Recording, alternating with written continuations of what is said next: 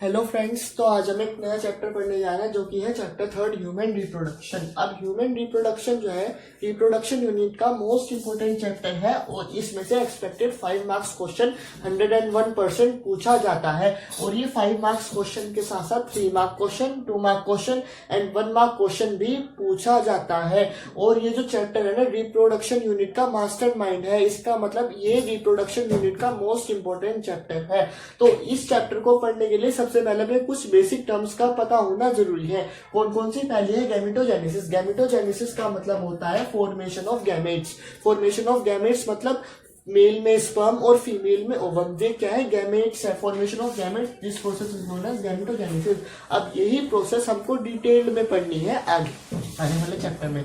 The second important term is insemination. Insemination का मतलब क्या होता है? Transfer of sperm into the vagina of female. इस चीज को बोलता है इंसेमिनेशन। ये जो टर्म है आपको रिमेंबर रखनी है till the end of the chapter. ये मोस्ट इंपोर्टेंट टर्म्स है। थर्ड टर्म है फर्टिलाइजेशन। फर्टिलाइजेशन का मतलब होता है formation of male and female gametes. This process is known as fertilisation. और जब इन तीनों प्रोसेस को मिला जुला कर एक जाइगोट बनता है, उस चीज को हम कहते हैं प्रोसेस ऑफ जाइगोट फॉर्मेशन। अब क्वेश्चन है प्रोसेस ऑफ जाइगोट फॉर्मेशन क्या होती है? वैसे बहुत कॉमन क्वेश्चन है, पूछा नहीं जाएगा, लेकिन फिर भी तो आपको कहना है पहली प्रोसेस चलेगी उसमें गैमेटोजेनेसिस, सेकंड प्रोसेस चलेगी उसमें इंसेमिनेशन एंड थर्ड प्रोसेस चलेगी फर्टिलाइजेशन। ये बहुत ज्यादा इंपॉर्टेंट है जाइगोट फॉर्मेशन में। और ये छोटा सा ओवरव्यू भी है आपके चैप्टर का। थैंक यू आपको वीडियो देखने के लिए। अगली वीडियोस के लिए वेट कीजिए। Thank you. कौन सी? पहली है गैमेटोजेनेसिस। गैमेटोजेनेसिस का मतलब होता है formation of gametes. Formation of gametes मतलब मेल में स्पर्म और फीमेल में ओवम। ये क्या है? गैमेट्स है, formation of gametes. This process is known as gametogenesis. अब यही प्रोसेस हमको डिटेल्ड में पढ़नी है आने वाले चैप्टर में। The second important term is insemination. Insemination का मतलब क्या होता है? Transfer of sperm into the vagina of female. इस चीज को बोलता है इंसेमिनेशन। ये जो टर्म है आपको रिमेंबर रखनी है till the end of the chapter. ये मोस्ट इंपोर्टेंट टर्म्स है। थर्ड टर्म है फर्टिलाइजेशन। फर्टिलाइजेशन का मतलब होता है formation of male and female gametes. This process is known as fertilisation. और जब इन तीनों प्रोसेस को मिला जुला कर एक जाइगोट बनता है, उस चीज को हम कहते हैं प्रोसेस ऑफ जाइगोट फॉर्मेशन। अब क्वेश्चन है प्रोसेस ऑफ जाइगोट फॉर्मेशन क्या होती है? वैसे बहुत कॉमन क्वेश्चन है, पूछा नहीं जाएगा, लेकिन फिर भी तो आपको कहना है पहली प्रोसेस चलेगी उसमें गैमेटोजेनेसिस, सेकंड प्रोसेस चलेगी उसमें इंसेमिनेशन एंड थर्ड प्रोसेस चलेगी फर्टिलाइजेशन। ये बहुत ज्यादा इंपॉर्टेंट है जाइगोट फॉर्मेशन में। और ये छोटा सा ओवरव्यू भी है आपके चैप्टर का। सो गाइस, अब हम चलते हैं हमारे नेक्स्ट पार्ट की तरफ जो कि है मेल रिप्रोडक्टिव सिस्टम्स। अब मेल रिप्रोडक्टिव सिस्टम्स, अब आपको ये चीज ध्यान से पढ़नी है क्योंकि यही आपके आगे कंसेप्ट बनाएगी। और I wish you have to remember till the end of the chapter. सबसे पहले हमें मेल रिप्रोडक्टिव सिस्टम के बारे में पढ़ना है। मेल रिप्रोडक्टिव सिस्टम में क्या क्या होता है? सबसे पहले मेल रिप्रोडक्टिव सिस्टम में होती है पेनिस, देन यूरेथ्रा, देन पोस्ट्रेट gland, then vasa deferentia, then urinary bladder, then seminal vesicle gland. अब हमें इसमें एक चीज नहीं पढ़नी है, that is bulbourethral gland. The pronunciation is bulbourethral, bulbourethral gland. अब इस ग्लैंड में क्या है? ये ग्लैंड हमारा मोस्ट इम्पोर्टेंट रोल प्ले करता है ड्यूरिंग सेक्सुअल इंटरकोर्स। इसका फंक्शन होता है lubrication of penis. Lubrication of penis का मतलब पेनिस को स्ट्रॉन्ग करना और उसका इलोंगेशन करना और उसको स्टिकी नेचर बनाना। ये कौन काम करता है? ये बल्बोयूरेथ्रल ग्लैंड करता है। और ये मोस्ट इंपोर्टेंट क्वेश्चन भी आपके एग्जाम्स में है।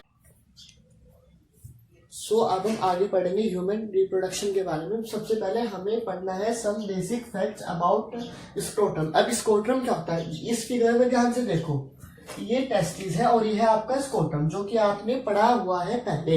अब ये पाउच लाइक स्ट्रक्चर होता है। ये पाउच लाइक स्ट्रक्चर होता है, एनसीईआरटी में वर्ड दिया हुआ है, इसको आपको रिमेम्बर करना है। ये पाउच लाइक स्ट्रक्चर होता है। अब हमें इसके बारे में बहुत इंपॉर्टेंट फैक्ट पढ़ना है, दैट इज ये इनडायरेक्टली अटैच होता है बॉडी से।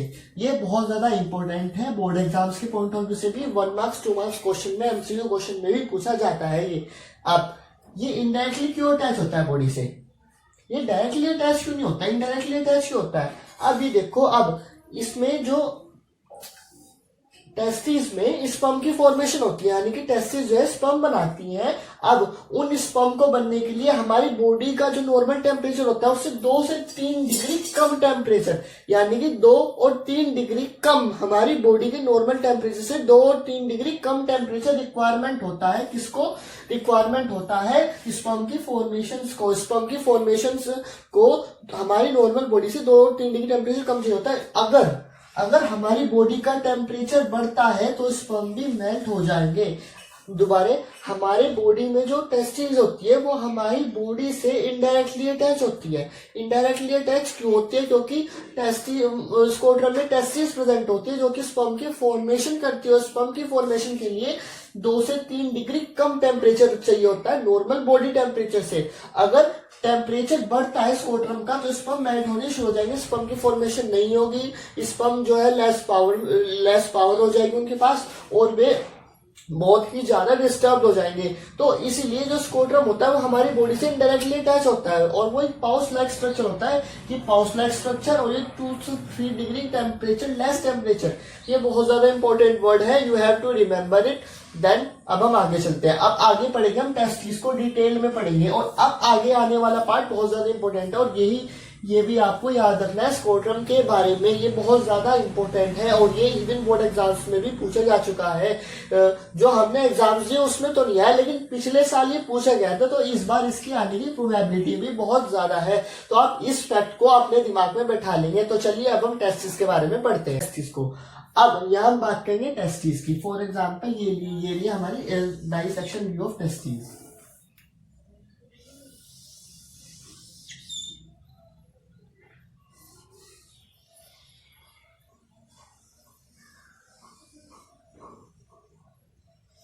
और अगर मैं आपसे कॉमन सा क्वेश्चन पूछूं कि ह्यूमन में कितनी टेस्टिस होती है? 2 टेस्टिस होती है, ये कॉमन बात आपको पता होनी चाहिए। अब ये हमारी टेस्टिस हो गई। अब इस टेस्टिस में 250 कंपार्टमेंट होगी। कितनी कंपार्टमेंट? 250 कंपार्टमेंट होगी। अब 250 कंपार्टमेंट तो यहाँ बनाना पॉसिबल नहीं है, इसलिए मैं इसमें 2 या 3 ही कंपार्टमेंट बनाऊंगा। एक कंपार्टमेंट ये रही, दूसरी कंपार्टमेंट ये रही, तीसरी ये रही,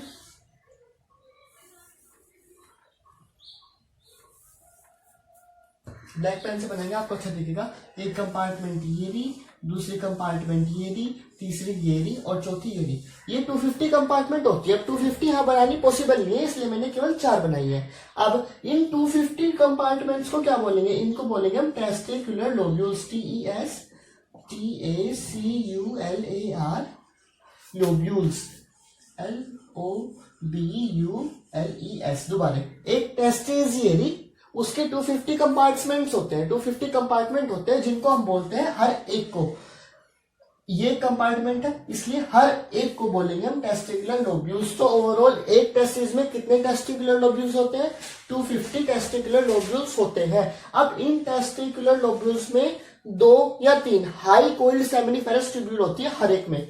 फॉर एग्जाम्पल हम इसमें बनाते हैं, इसमें 2 या 3 हाई कोइल्ड सेमिनिफेरस ट्यूब्यूल होती है। इसमें 2 बनाई, इसमें 3 बन जाएगी। तो हर टेस्टिकुलर लोब्यूल्स में 2 से 3 हाई कोइल्ड सेमिनिफेरस ट्यूब्यूल्स होती हैं। अब ये हो गया हमारा टेस्टिकुलर लोब्यूल्स,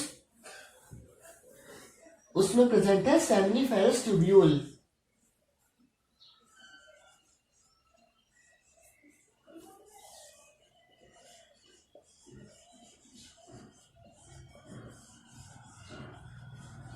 कितनी प्रेजेंट होती है? 2 से 3। अब टेस्टिस है, टेस्टिस के हमने 250 कंपार्टमेंट कर दिए, हर एक कंपार्टमेंट को दिया हमने नाम टेस्टिकुलर लोब्यूल्स। अब एक टेस्टिकुलर लोब्यूल्स में 2 से 3 हाईली कोल्ड ट्यूब्यूल्स होती है, जिसको नाम दे दिया हमने सेमिनिफेरस ट्यूब्यूल्स। अब इन सेमिनिफेरस ट्यूब्यूल्स में क्या होता है? 2 तरह की सेल्स होती है, that is male germ cell and Sertoli cell.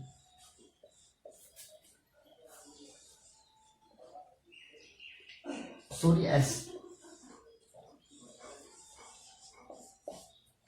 अब मेल जर्म सेल का एक और नाम एनसीईआरटी में दिया हुआ है और बच्चे इसमें बहुत ज्यादा कंफ्यूज हो जाते हैं, दैट इज स्पर्मेटोगोनिया।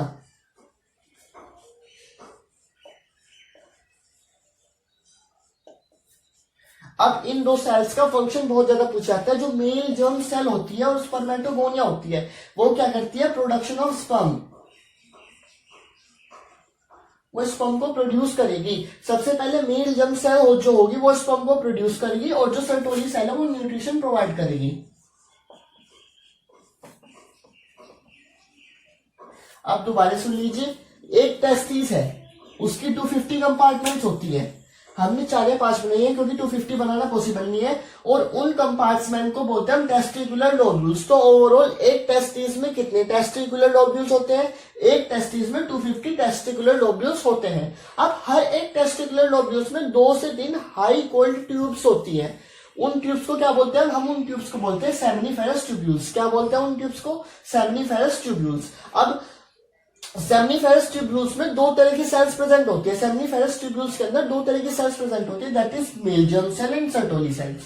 जो मेल जर्म सेल्स होती है उनका दूसरा नाम भी होता है स्पर्मेटोगोनिया। ये बात आप जब हम आगे पढ़ाएंगे तो और डिटेल में पढ़ोगे आप। और जो सर्टोली सेल है वो न्यूट्रिशन प्रोवाइड करती है, और मेल जर्म सेल क्या करती है, स्पर्म की फॉर्मेशन करती है। अब आई होप आपको ये समझ में आ गया। तो अब हम नेक्स्ट पार्ट पढ़ते हैं। अब ये एक टेस्टिकुलर लोब्यूल्स में 2 से 3 सेमिनिफेरस ट्यूब्यूल्स चली। अब मैंने यहाँ पे ब्लू कलर बनाया हुआ है।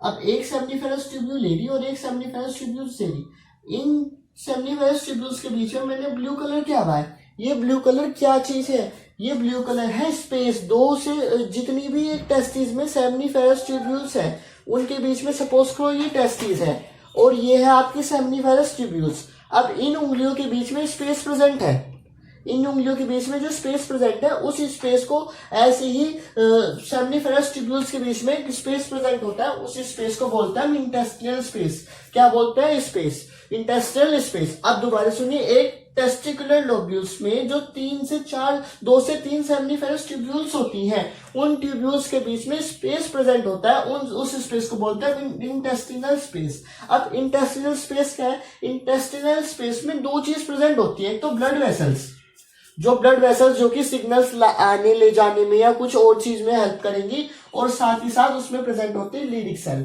अब लीडिक सेल्स बहुत मोस्ट इंपोर्टेंट रोल प्ले करती हैं फॉर्मेशन ऑफ स्पर्म्स में। देखिए कैसे। अब ये लीडिक सेल्स क्या करती हैं, मेल जर्म सेल्स को न्यूट्रिशन प्रोवाइड करती है। अगर ये मेल जर्म सेल्स को न्यूट्रिशन प्रोवाइड कर रही है, इसका मतलब ये है कि मेल जर्म सेल जो है स्पर्म की प्रोडक्शन करती है, और ये जो मेल जर्म सेल है वो कैसे हेल्प करती है लीडिक सेल्स मेल जर्म सेल्स को, bye releasing the hormone that is androgen. Androgen sex hormone होता है जो कि मेल्स में प्रेजेंट होता है, और जो कि कौन रिलीज करता है, ये हार्मोन रिलीज करता है लीडिक सेल्स। और लीडिक सेल्स जब ये हार्मोन रिलीज करेंगी तो ये हार्मोन किसके पास जाएगा, मेल जर्म सेल्स के पास। चलो भाई अब स्पर्म की प्रोडक्शन स्टार्ट कर दो। तो ये हार्मोन बहुत ज्यादा इंपॉर्टेंट है, और ये भी कंसेप्ट भी बहुत ज्यादा इंपॉर्टेंट है। और अभी जो हमने टेस्ट का, सेमिनिफेरस ट्यूब्यूल्स का, टेस्टिकुलर लोब्यूल्स का, और ये जो इंटेस्टिनल स्पेस का, मेल जर्म सेल का और सर्टोली सेल का, इन सब का जो फंक्शन पढ़ा है ना बहुत ज्यादा इंपॉर्टेंट है, और ये एग्जाम से पूछा भी जाता है। और अगर आप ये नहीं पढ़ोगे तो आगे की जो चीजें हैं वे आपको समझ में नहीं आएगी। तो आपको टेस्टिस का और ये वाला डायग्राम तो बोर्ड में भी आ चुका है, तो इसीलिए टेस्टिस के दोनों ये वाला जो डायग्राम है और जो आपकी बुक में प्रेजेंट है, you have to remember it till the end of the chapter. Thank you. अब नेक्स्ट पार्ट के लिए वेट कीजिए।